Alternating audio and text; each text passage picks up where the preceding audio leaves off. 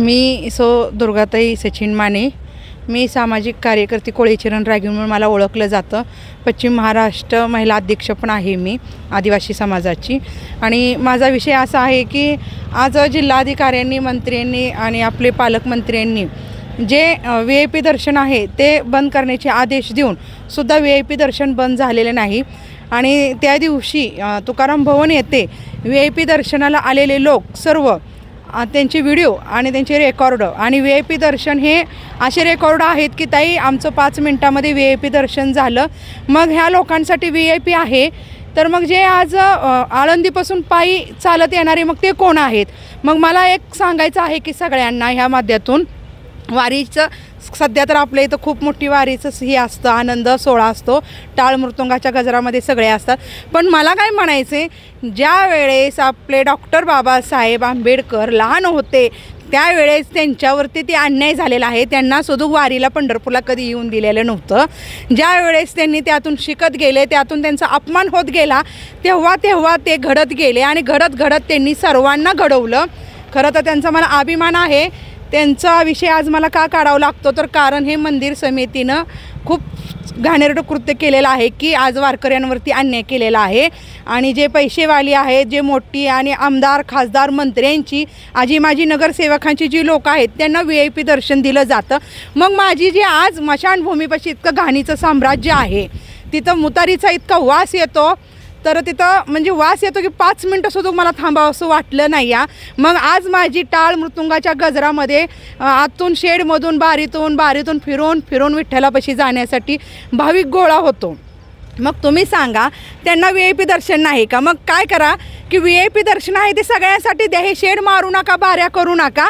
मग सगळ्यांना एक रांग लावा, सगळ्यांनाही विठ्ठलाचं VIP दर्शन घडू द्या।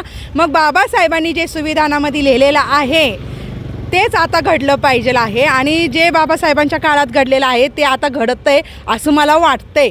फिरून मला काय वाटतंय की VIP आणि अVIP ह्या लोकांमध्ये दुजाभाव केला जातोय आणि हा दुजाभाव फक्त मंदिर समितीतले शेळके साहेब, सोत्रे साहेब, गहिनाथ हौशीकर महाराज हे 3 लोक हे कृत्य करत आहेत।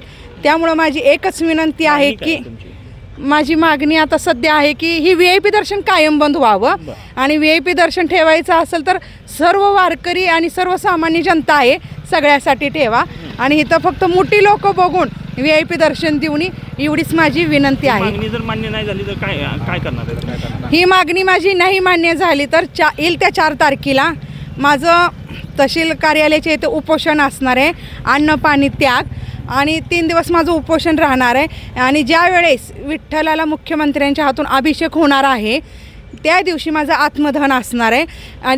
तिकडे माझ्या विठ्ठू माऊलीला दुधाचा अभिषेक होईल आणि इकडे त्याच्या लेकीला वारकरी भक्तासाठी लढत आहे, त्या लेकीच्या देहाला तिच्या चितेला इकडे आग लागेल।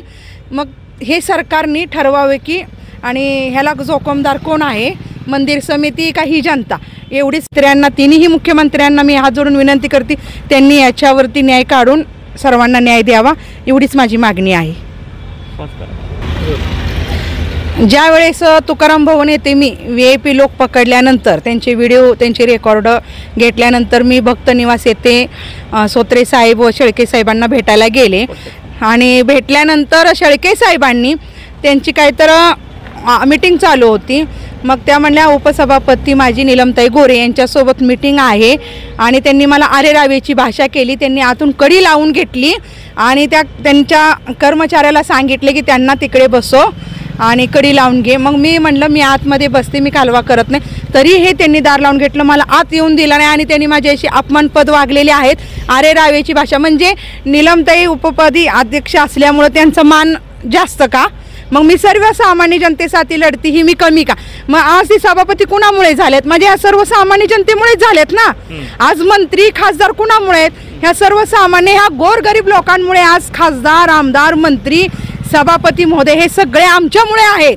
आणि आज त्यांचं मला उदाहरण देऊन त्यांनी थोडक्यात माझा अपमान केलेला आहे। मी पदावरती नाही आहे, तुम्ही काय असं तशी आणि माझी एक इच्छा आहे की त्यांनी मला माफी मागावी।